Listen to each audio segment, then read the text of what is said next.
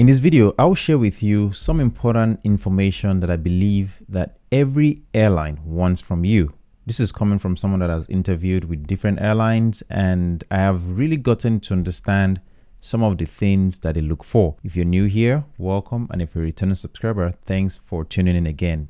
In this particular video, my goal is to enlighten especially a lot of you guys that are maybe aspiring to be pilots, so that you can understand what these airlines really want. Now, for every airline that starts its operation, they want someone that is safe, someone that is competent, someone that is knowledgeable, someone that will follow instructions and follow procedures, and someone that will be able to take their judgment, all right, or use their initiative to make the right calls when it's necessary. Because remember, not all procedures will be covered in the materials or in the checklist or in your quick reference handbook and the like. So they want someone with all these areas of competences. But we are also going to dial down to areas in which that you may not really think about. And these are areas like just your ability to work under pressure or deal with multiple tasks at the same time. So your ability to manage your workload, your ability to multitask, your ability to still continue to operate normally, or at least being able to function without getting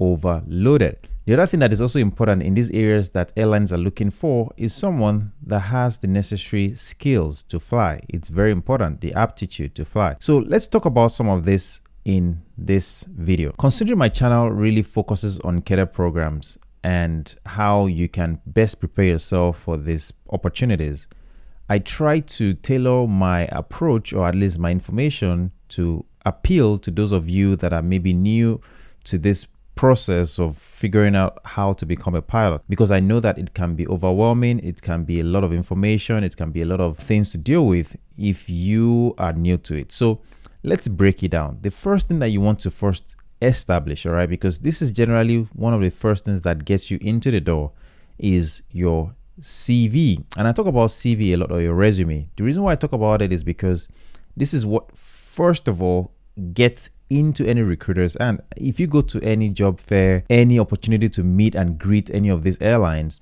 the first thing they always ask you is, where is your CV? Well, your CV says a lot about you and your qualifications, your experiences. If you have any aviation experiences, those things do stand out. And I get a lot of questions from you all asking, how can you best prepare yourself, especially when you're of age, to apply to these programs? Or how do you best represent yourself on paper? One thing I always start with, of course, is to make sure that you have the necessary qualifications. For example, some of these cadet programs will require that you have certain grades. So you have to make sure you have that. There's nothing you can do if you don't meet those grades. That's one. The other thing to also keep in mind is your educational background. This is also important because if you are in a different environment where some of your educational achievements do not transfer over, it could be a reason why you don't get called. But let's move on to the next thing. The next thing is your experiences. When you are applying for any job, they are also looking out for transferable skills or competencies that are similar to the roles that you've taken. Of course, there are times when someone might be really exceptional in certain areas in terms of having good transferable skills, but their experiences does not really show that information. And that's why I always urge you to look into ways to show that you have these competencies. And how do you do that? If you work in a group environment, that means you may have the ability to work with team members, and that means you would have good communication skills, ability to work with other people, ability to solve problems together as a team. And those are things that are really good to have on your CV. The other thing that you can also think about is if you follow procedures, if there are certain procedures you have to follow, then that means your ability to follow procedures that are established by your company is a competency. And those are things that you want to highlight as you write your CV. Now, the next thing that you want to think about is your motivation. Your motivation is key in anything you do. And if your goal is to become a pilot, then you have to be able to establish that you have the motivation, the passion, and you know why you're pursuing this career. Because the truth is, no cadet or no airline out there wants to sponsor anyone only for them to start their training and quit because they are no longer interested. And trust me, challenges will come your way. It will be a little challenging for you. It may be a little bit difficult, but your motivation to persist and continue will go a long way. And that's why they always want to ask to know what your motivation is. Be very careful. I've seen some people write a motivation letter that states that they're trying to do well because of the fact that somebody didn't believe in them. And in as much as that could be true, you don't want to put that on paper, because what if that person doesn't exist anymore? The person that you want to prove wrong, that means your motivation is gone. That's just an extreme situation or an example, but it is possible that that's maybe your drive. So if that is someone like you may want to ask yourself, is that truly why you're pursuing this career? The other thing also is, I've seen somebody say, oh, they want to be able to have a good standard of living and all that. But you have to also remember that these airlines don't pay you well, especially at the beginning. So if your motivation is to maybe make money quickly, you will get discouraged when you realize how much you are starting with and how difficult life could be at the beginning. I mean, I have a lot of experience in that. So I want you to know that you have to really think about your why. The next thing that you want to think about is, why the airline, right? Every airline wants to know that they are hiring people that are truly interested in their business, that wants to foster their business, that wants to make sure that they succeed as an airline. What will you say about their business? What would you say as to why you want to be part of this organization? And this would lead me to like knowing their core values, knowing their areas of strength, knowing their challenges, and hopefully maybe you being able to even talk about how to tackle some of their challenges. That would be a very creative way to show how interested you are. Then the next thing that I'll move on to is your ability to ace your assessments.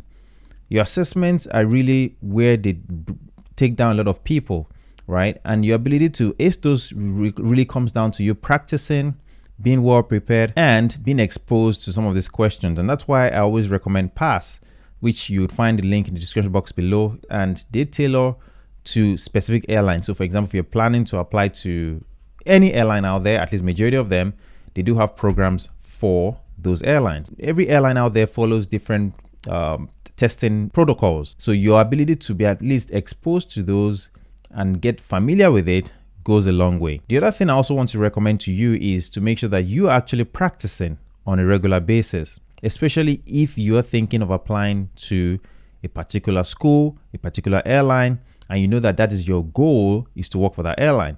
Then you want to get as much exposure by practicing on a regular basis, working on your math skills, your logical reasoning skills, your numerical reasoning skills, things like that.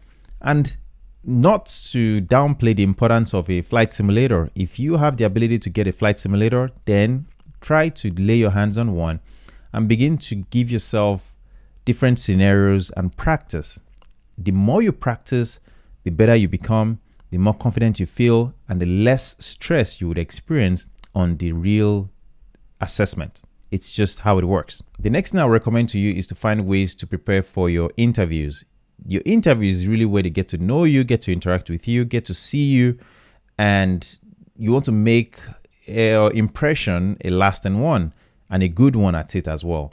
So if you have to prepare for group exercises, get to understand what a group exercise really mean and what are the type of exercises you may be asked to perform. Like I said, using PASS would help you in those areas. The other thing also is the interview questions.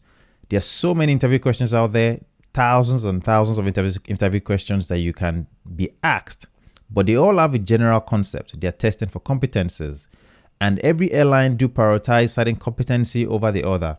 But there are 9 pilot competencies. If you Google them, you'll see them.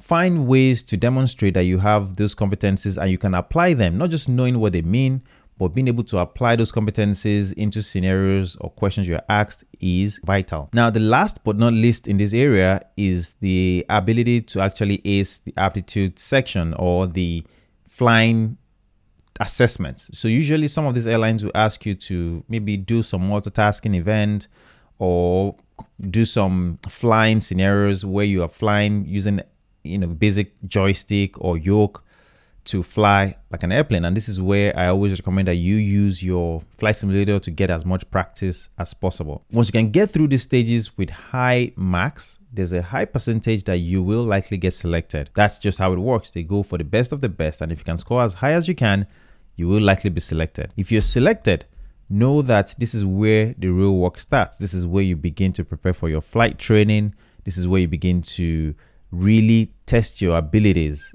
to the limit, your ability to fly, communicate, do checklists, work out a problem, things like that. Your ability to build yourself up and be well prepared for this stage goes a long way. I want you to know that everything that you do starts with a purpose, a motivation, and finding that right motivation will help you to be able to scale through challenges along the way. Do not get discouraged if you do not make it through your first attempt, through your second attempt, maybe even through your third attempt. It is possible that you may have to go through those attempts in order to get that one that works for you. There's a bit of luck involved in these cadet programs, especially the ones that you are not paying for. These are the fully funded cadet programs. And this is why I try to focus more on those on this channel, because those are the ones with a lot of interest. That's just the truth about it. So I want to be able to meet those demands, or at least meet those requests, and provide vital information that would help you. If you have found value in this one, please don't forget to subscribe to the channel. Don't forget to like this video. It goes a long way. Let me know your thoughts in the comment section below, and how have you been preparing for your next opportunity. Good luck, and I'll see you in the next one.